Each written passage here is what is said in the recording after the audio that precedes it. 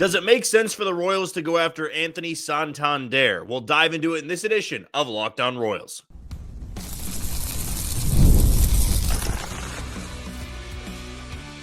You are Locked On Royals, your daily Kansas City Royals podcast. Part of the Locked On Podcast Network, your team every day. Thank you for tuning in to another edition of Locked On Royals on the Locked On Podcast Network. As always, I'm your host, Jack Johnson, and you can find me on Twitter or X at JohnnyJ_15. That's at JOHNYJ_15. You can also find us on wherever you get your podcasts. That can be Spotify, Apple Podcast, Amazon Music, Google Podcast. We're on Odyssey and YouTube. Just be sure to hit that follow button and subscribe. If you're a first-time listener and you want to know a little bit more about me and this show, I am based here in Kansas City. I work at Sports Radio 810 WHB, doing some hosting, some co-hosting, and a little bit of producing as well. But when it comes to this podcast, when you click on this link, you know that you're going to be getting 30 straight minutes of Royals baseball. Today's episode is brought to you by Game Time. Download the Game Time app, create an account, and use code LOCKEDONMLB for $20 off on your first purchase. The GM meetings have pretty much wrapped up at this point, and that's been a little bit of our focal point throughout all of this week's episodes. And some of that has been dedicated to talking about trade buzz. Some of that has been dedicated to talking about awards that have been won. And from time to time, we've talked about free agent options. And I was planning on doing this episode yesterday before we kind of got the news about Chris Bubich and Alec Marsh being, potential trade options for Kansas City. So I pushed this episode back to Thursday, right before our Mailbag Friday, which again, you can send in questions below on the YouTube page, or you can send them over to my Twitter handle at JohnnyJ_15. But I wanted to go over another free agent target that I know is going to be one of the more popular guys throughout free agency. I expect him to be one of the more well-paid free agents out there, one of the biggest bats out there for sure, and coming off a career year in which he was the home run leader for the Baltimore Orioles, and that's Anthony Santander. And I know that I've gotten some followers, some commenters talking about Anthony Santander, how much they'd like him in the lineup, and so I thought it'd be a good time to go over why or why not Anthony Santander would be a good fit for the Kansas City Royals. To kick things off here and going over some of the numbers about Anthony Santander, there is no way that I'm going to diminish what he did because of the on-base percentage. Usually when you have a guy who runs into, 40 to 45 home runs, you would expect the OBP to be pretty damn high. But in regards to Anthony Santander, despite hitting 44 bombs and driving in 102, his OBP was only 308. So he was not somebody that got on a ton. He was usually driving in a lot of runs and putting the ball onto Utah Street in Baltimore. But, you look at some of the other offensive categories here. I don't pay attention too much to batting average. I think if you've listened to me long enough, it's just not the main stat I take away when evaluating a player, evaluating a free agent, or whatever the case may be. So his .235 batting average, it's not really that worrisome to me because he hit 44 home runs. The OPS plus, you've heard me talk a lot about OPS plus this week. He's now had 3 consecutive years, well over the league average, 120 back in 2022, 121 in 2023, and 134 in 2024. And in fact, in the last 6 seasons, 5 of those have been the league average or higher in the OPS plus department. Now, that's the positive about Anthony Santander. If you're a believer in WAR, right, he's had a pretty good WAR for a guy that doesn't have great defense, predominantly a DH only, a 2.3 B WAR in 2022, 3.0 in 2023, and 2.9 this past season, where he was also an all-star for the first time in his career. So I look at those numbers, the basic numbers, and I ask myself, if the Royals gave him a 4-year deal worth, maybe $80 million, would I complain about it? I wouldn't complain about it because I think that's a significant upgrade for the lineup, especially the middle of the order. You add 44 home runs to your lineup.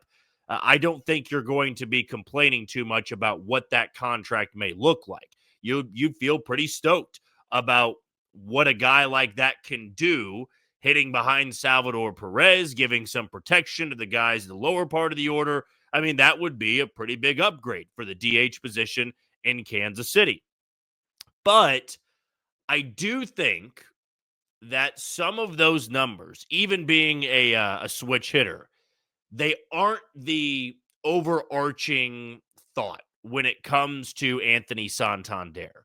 The 44 home runs, that sticks out, right? That's on a banner right in front of Anthony Santander's name when you are evaluating free agents. Like if everybody was out there like at a grocery store and you're just, trying to find what the best option is, what's got the best price, the best value, all of that, Anthony Santander would be home runs, 44 home runs, 102 RBIs. That's going to pop. That's going to be the big shiny sign in front of him.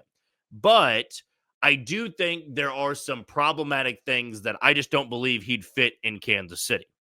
So you look at some of the advanced data on Anthony Santander. His expected batting average in 2024 was the 22nd percentile. His chase rate, which was 33.8%, that's the 16th percentile. His squared up percentage, which is odd for a guy that had 44 bombs, 22nd percentile. Now, some of the things that you'd feel like would be a great stat: average exit velocity, barrel percentage, bat speed, whiff percentage, K percentage, all of those things. You'd think, well, that has to be great, right? It's fine, not great by any means. His barrel percentage is the 79th percentile. His expected slug is in the 74th percentile. His average exit velocity is the 62nd percentile. And then to me, the overarching thing why that's the second time I've used that word. I usually don't use that word a lot either. Maybe I do if I'm misremembering on some of my podcast episodes. But I think the main takeaway of why I don't believe he's a perfect fit in Kansas City is he just doesn't really play the field. He's a DH and a DH only. And when he does play the field, he does not play it very well. He's got a pretty good arm for the most part, but base running, negative aspect. Outs above average, negative aspect. Arm value, negative aspect.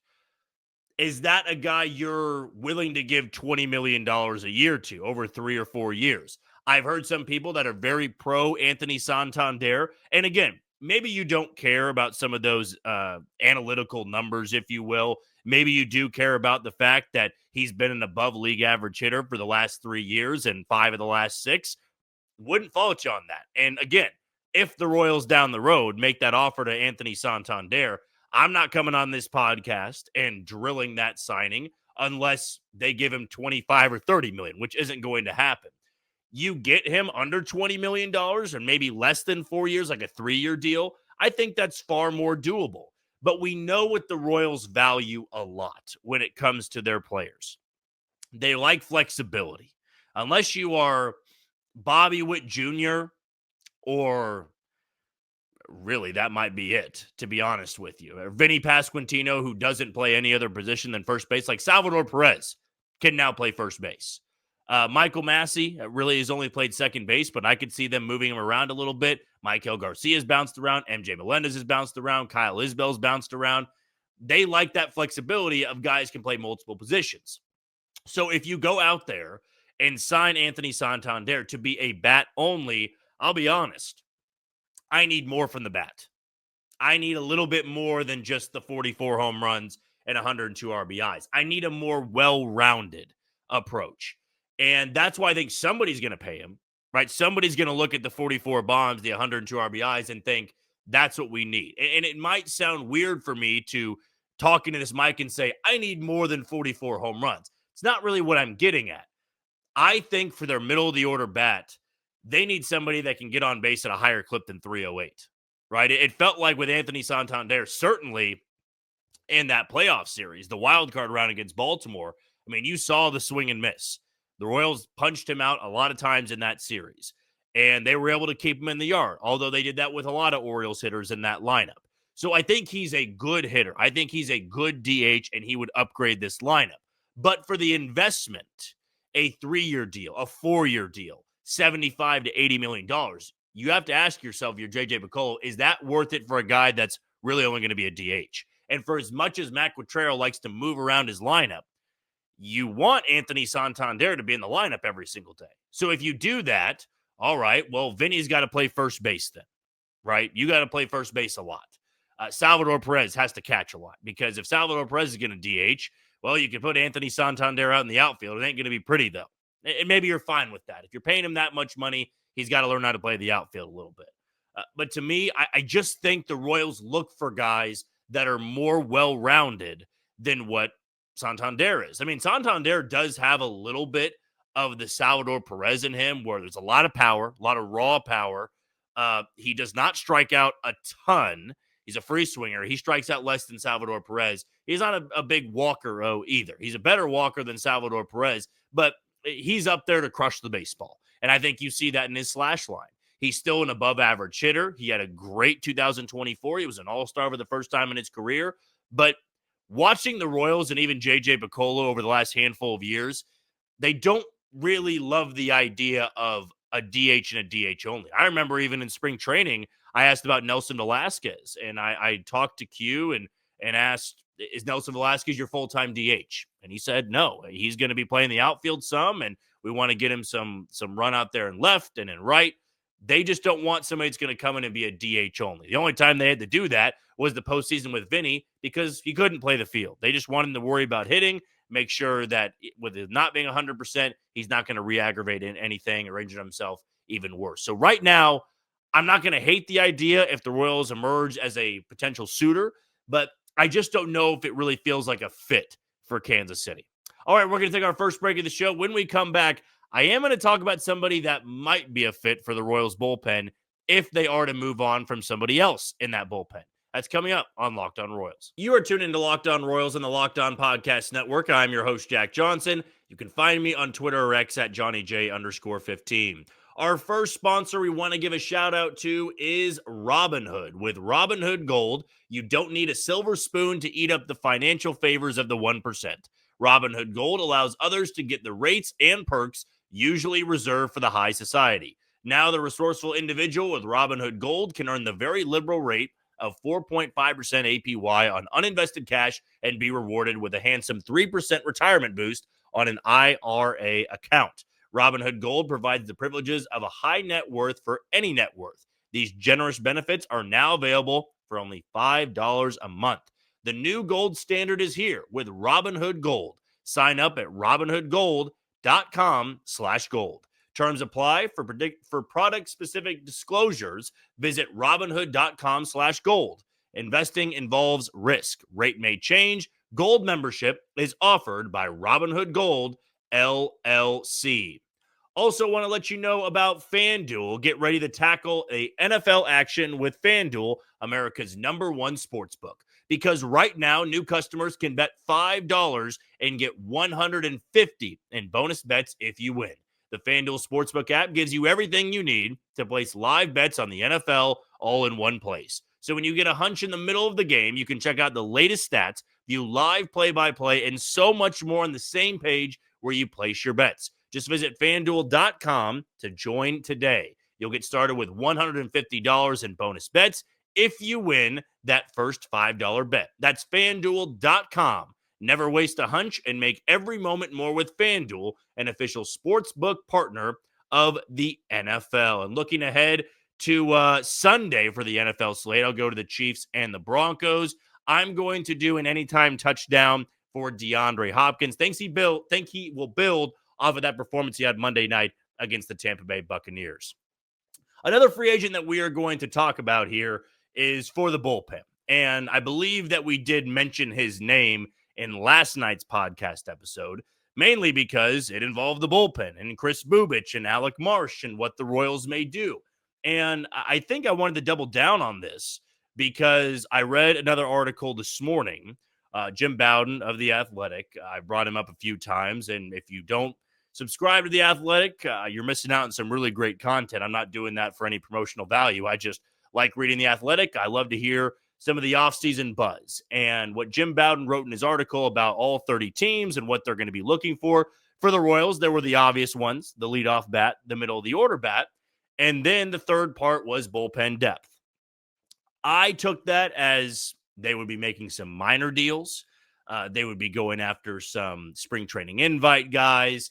They're going after failed starters, one-year deal guys. That, to me, feels like the most likely option when talking about bullpen depth. If it was they're looking for a back-end bullpen piece, then you're going over some of the hard throwers that are out there in free agency.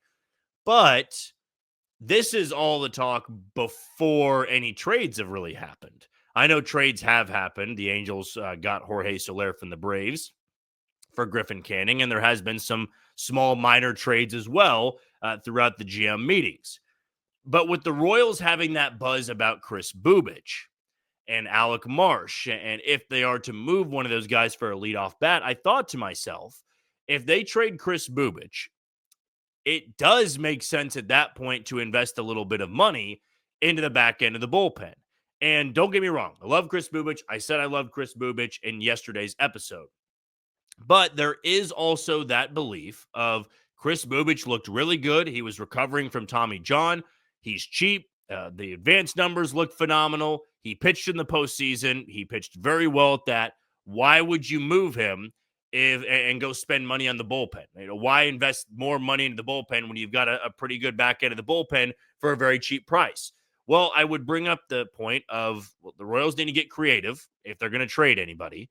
They can't just trade Drew Waters and Nick Prado and Jonathan Bowen, guys that are 4A players, and expect to get an impact one at the major league level.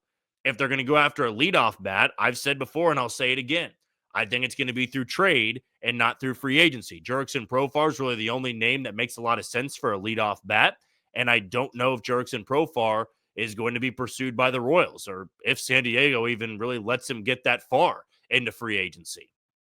So if Chris Bubich is involved in a deal, I think Clay Holmes would make sense. And to me, I think Clay Holmes gets a really bad rap because he was a closer for the Yankees and then got removed from the closer's role. And so I think when you hear that, it's that feeling of, well, he then obviously sucks, right? If you got moved from the closer's role, you must be like Will Smith in Kansas City, where your ERA is north of 9 and you pretty much give up the lead every time you climb the bump. That's not really the case with Clay Holmes. Clay Holmes has been a very good reliever his entire time with the Yankees. But when you are a team like the Yankees that wins a lot of games and you expect to win 95 to 100 and you're the closer of that team, there's a lot of pressure on you, right? There's a lot of pressure to succeed. And Clay Holmes, you go back the last 4 years at the big league level. With the Yankees, once he got moved over from Pittsburgh, he had a 1.61 ERA. In 2022, when he was an all-star, a 2.54 ERA. In 2023, a 2.86 ERA. And get this, the disastrous, awful 2024 season for Clay Holmes, a 3.14 ERA in 63 innings was phenomenal in the postseason. His whip was a little bit higher than it's typically been. Still, though, I think that the strikeout per 9 look, 9.7 in 2024, is not bad. The walk rate, it's going to be what it's going to be at around 3.1 at a 3.3. That would be an upgrade for the bullpen. And if you got him for the right price, that would be the other domino to me if you are to move on from Chris Bubich. And then you got Clay Holmes and Lucas Erceg for the 8th and the 9th. You could work in John Schreiber. You could work in Angel Serpa. You could work in Sam Long. Who really knows? Or Hunter Harvey, another one. Who knows what the Royals will be thinking about for their back end of the bullpen? But that, to me, would be a very solid final 6-out team in Erceg and Clay Holmes. I kind of liken being the closer to the Yankees like being the quarterback of the Dallas Cowboys. Dak Prescott, I know a lot of Cowboys fans. I got a lot of family in Dallas or lives around Dallas that are diehard Cowboys fans. And Dak Prescott, to me, is somebody that is always going to be more criticized than the average quarterback. At least that's what I believe to be. Dak Prescott could have a fine year. The Cowboys could win 10 or 11 games and then lose in the postseason. And Dak Prescott's going to be seen as a terrible quarterback, right? He can't get it done. He makes a lot of money, this and that, this and that. It's not exactly the same, but when you go to the Yankees and Mariano Rivera has been a closer there before, and you are the closer of a really good Yankees team, people aren't going to wait around for you to sort out your issues or sort out your messes. And once Clay Holmes got bumped from the closer's role, I kind of liked what I saw from time to time at the end of the year. I really did. I think his sinker is great. He gets a ton of ground balls. That plays well for a great infield defense for Kansas City. I know this is not going to be a popular segment that I do because I know a good chunk of Royals fans that want Kansas City to stay away from Clay Holmes. I'm just saying I don't think it would be a bad fit. I really don't. I think if he came in as an eighth inning guy, also had closing experience, if Lucas Erceg threw earlier in the game, you could rely on him to get the final 3 outs of the game. And if you trade Chris Bubic, you do need a good setup guy. I'm not for trading Chris Bubic if it means you just elevate Hunter Harvey to that role or elevate John Schreiber to that role. The Royals need to make sure the final 9 outs are taken care of in their bullpen. You can mix and match with, some of the long relief guys or the 1 inning guys, but when it gets to that final 9 outs, when it gets to the final 3 innings, you need to have that comfortability with whoever you're throwing out there. And Clay Holmes can throw a lot of innings. He's got really good, hard stuff, the sinker being his best pitch, in my opinion. And I thought he was great in the postseason. He really was tough for the Royals to hit in October compared to how they hit him in June and hit him in September. The Royals had some success off him, but I do think in a setup role, he'd be a nice piece if the Royals do move on from Chris Bubic. If they don't move on, I don't think you need to spend a lot of money on the bullpen, and you probably at that point just go to the bullpen depth. Okay, we're going to take our final break of the show. When we come back, Jac Caglianone, I just can't stop talking about him in the Arizona Fall League. He is hitting balls well over 110 miles an hour, and I'm going to tell you what I'm taking away from that. That's all coming up on Locked On Royals. You are tuned into Locked On Royals and the Locked On Podcast Network. I'm your host, Jack Johnson, and you can find me on Twitter or X at JohnnyJ_15. Our last sponsor we want to give a shout out to is Game Time. There's a couple of local games coming up here in Kansas City, KU and Iowa State this Saturday. I'll be out there, got some free tickets and going to go with a couple of buddies, so should be a good time. And then maybe you're thinking about going on Sunday, Chiefs and Broncos at Arrowhead Stadium. I know that Creed was last night in Kansas City. If you're thinking about going to football games, basketball games, KU North Carolina coming up, Mizzou plays tonight in Columbia. K-State just had their first home game not too long ago. K-State's on a bye week for football. Mizzou hosting Oklahoma. I'm listing off a lot of the local teams here. But if you're thinking about buying those tickets, head over to Game Time and buy your tickets. The app that I use when I try to go out there and purchase a single ticket, multiple tickets to go with friends. It's just so easy to use, and I never have to worry about where my tickets are coming from. So download the Game Time app, create an account, and use code LOCKEDONMLB for $20 off on your first purchase. Those terms apply. So again, create an account and redeem code LOCKEDONMLB, LOCKEDONMLB, for $20 off. Download Game Time today. What time is it? It is game time. It feels like every other day we get a viral video on Jac Caglianone down in the Arizona Fall League.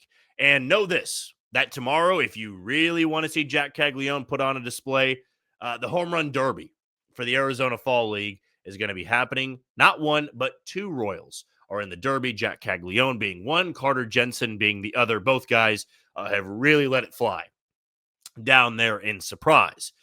But Jac Caglianone is doing stuff that I would say from time to time, even the best out there in Major League Baseball just can't do. And I'm not trying to say that Jac Caglianone is better than Aaron Judge at hitting a ball far, hitting a ball hard, or better than prime Barry Bonds. None of that. But I do think that when you are evaluating a prospect and you are looking for the early signs of a really good hitter, what Jac Caglianone is doing in Surprise is exactly what I'm looking for. Mainly from a power hitter, right? It's always great if you have a guy that's a well-rounded 5-tool guy, but Jac Caglianone's not a 5-tool player in my opinion. I think there are great tools, but the by far and away best tool of his is his raw power. His raw power is what catches the eye. We talked about that with Anthony Santander, the pure muscle, the pure power that he has. It can be jaw-dropping. It can be breathtaking at times. But Jac Caglianone is doing some awful things to baseballs in Surprise. And as I said, he's doing things that some of the top players in the league can't even do. I get Arizona. It kind of can boost the numbers a little bit because of the air. The ball's going to fly. But Jac Caglianone's hit balls 114, 116, 117 on a single. He's homered twice in a game. The other day, he hit a ball to right field, 420 feet. Again, that's another part we need to address. 420 feet to right field. He does that to right center. That's still crushed. You do that just to straightaway right field, that ball is way, way gone. And just go look at my Twitter feed and follow the guy that's been putting out phenomenal videos on Jac Caglianone. I want to be sure to give him a shout out here because they're not my videos and I'm not going to take credit for them. But I've been responding to a lot of those videos because of how incredible they are. The Twitter account is at Is It The Welsh. So you can go follow him. He's a host and analyst for Fantasy Pros and Betting Pros. A great video of Jac Caglianone's home run the other day, 113 off the bat, 418 feet. And he says in this tweet, that felt 100 feet short. He had a 500-foot home run at Florida when he was in college. And I understand the swing and miss stuff, that's going to be something he has to iron out. There is no way around it. You can hit a ball 700 feet for all I care. If you can only put the ball in play a few times, that's not going to be a big league hitter. But this is what I needed to see before 2024 officially comes to a close, and it's all off-season workouts from that point on. Before that season ended, I needed to see that in a professional level, in a professional environment, he can do this. It's one thing to hit a ball with an aluminum bat 115 miles an hour. I mean, 113, 115, 117. That's just not done by a lot of hitters, no matter where they're playing. Even go to like Coors Field in Colorado. I mean, there's balls that are hit 114, 115. This kind of feels like that. He's facing much lesser competition, but I look at that point, the exit velocity. That's a big part. If you can crush the ball like that, now it's about rounding out your approach. And for Jac Caglianone, that's really the next step for him. It's probably the bat to ball skills. We know that if he gets one in the sweet spot and he can connect on one, it's going a long ways. I mean, you don't just like stumble into hitting a ball 117 miles an hour. You don't. I mean, that's pure raw muscle and power. And that's, I mean, 6'5", 250. He's a big kid. And that part about it excites me so much because when Bobby Witt Jr. started to heat up at the minor league level, you knew he was a 5-tool player. Everybody knew that that part of his game was possible, of the bat speed, the power, the overall base running speed, the glove, the arm. He's a 5-tool player, right? But when he started hitting a ball 112, 113, 114, you started to know that the player was developing. The player was changing. And for Jac Caglianone, that's happening right now. He's barely begun his professional career. And if he cuts down on the swing and miss, and it doesn't need to be by a lot, right? I don't think Jac Caglianone's ever going to be a guy that strikes out like 10% of the time. I think that he is going to be somebody that likely ranges in the 20 to 30, just because a part of his game is a lot of power, hopefully a lot of walks, and then you have a lot of strikeouts there. This, though, feels like if you could unlock everything about his game, if you could unlock the maximum potential with this guy, you could be looking at one of the scariest hitters in the American League here in a few years. And that's if you unlock everything. Because this at 21 years old is the breathtaking part. Being 21, yes, you know he's a big kid. He should be able to hit the ball far. But I liken it to, when you saw Aaron Judge at a young age. When Aaron Judge was coming up through the minor league level, when he had just begun with the Yankees. I'm not saying Jac Caglianone's going to hit 50-plus home runs when he's a rookie. But seeing a guy that size and then start hitting the ball that hard, you knew that, man, that's a big-time tool in his game. That power, that pure raw power, we channel that into putting more balls in play. A lot of those 110, 111, 112 hits, they're going to find the grass. They're going to find the green. And even if they don't, again, the harder you hit the ball, the better the chances the ball is going to find the wall, is going to find the grass, it's going to sneak by somebody. If Jac Caglianone right now was hitting 430 in the Arizona Fall League. Again, I don't pay attention too much to the slash line. I pay attention to stuff like this because this catches my eye. But if he was hitting 430 and they were all singles and some pop-ups that were sun balls, okay, 430 sounds great. I could tell people, hey, Jac Caglianone's hitting 430 in the Arizona Fall League. But right now I can say Jac Caglianone's hitting the ball 440 feet, 460 feet, 117 miles an hour. That's what catches my eye about him. And I've been asked many times, when is he going to be to Kansas City?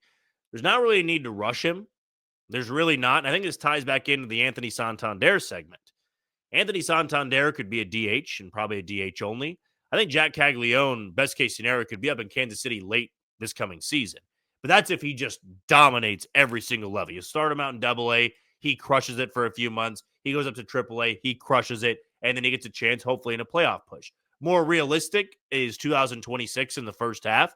I just don't see a need to rush him. You want to make sure that game is polished. That approach is polished. Because when a guy has that type of raw power, big league pitchers are going to expose him for being a big swing and miss guy. So if you can tear it up at the minor league level, where those guys can't really get it past you anymore, and you're having games where you hit the ball 115 miles an hour at 430 feet, they'll have no choice but to put him in Kansas City. But it's been so impressive to see some of these exit velocities, the distance on his home runs. He's got 4 now. It's not the league lead, of course, that the Arizona Fall League. But at the Derby tomorrow night, I'm looking forward to a lot of titanic shots from Jac Caglianone, the number 1 prospect in the Royals farm system. All right, that's going to do it for another edition of Locked On Royals and the Locked On Podcast Network. I've been your host, Jack Johnson. Thank you for making Locked On Royals your first listen today. For your second, find Locked On MLB as baseball guru Sully brings a daily blend of humor and baseball, keeping you updated on every rumor and story throughout the offseason. Find Locked On MLB on YouTube or wherever you listen to your podcast. Tomorrow, it'll be another Mailbag Friday, but until then, you take it easy, Kansas City.